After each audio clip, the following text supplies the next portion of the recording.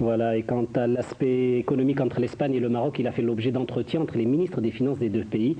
Mise à niveau et renforcement des infrastructures économiques, il en a été question, de même que les investissements espagnols au Maroc sous forme de partenariat. Un exemple à travers l'installation d'un laboratoire de produits pharmaceutiques sur la route d'El Jedida.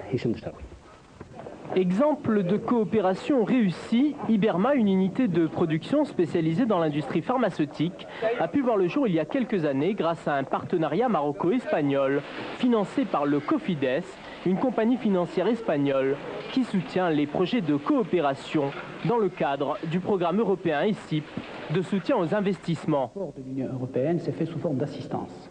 Cette assistance, elle est de deux types. La première, elle est du type financier.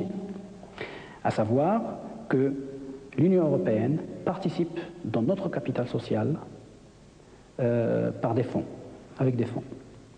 Cette participation nous a ouvert d'autres parenthèses qui nous ont permis de recevoir des crédits moyen terme européens. La deuxième assistance est une assistance technique. Cette assistance technique s'est faite en deux temps.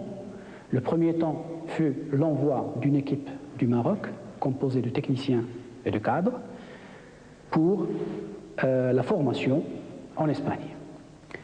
Par la suite, nous avons reçu différentes équipes de techniciens espagnols qui sont venus au Maroc pour nous aider à l'installation et à la mise en marche d'autres unités de production à Hatsouel.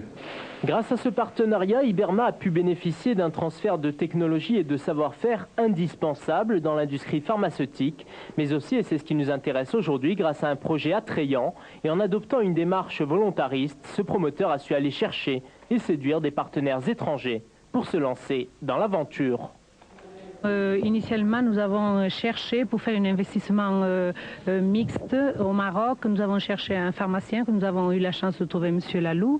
Et bon, Iberma a été créé dans les meilleures conditions. Nous avons eu beaucoup d'attention au Maroc. Nous avons eu des appuis autant de l'administration locale comme du ministère de la Santé publique à plusieurs reprises.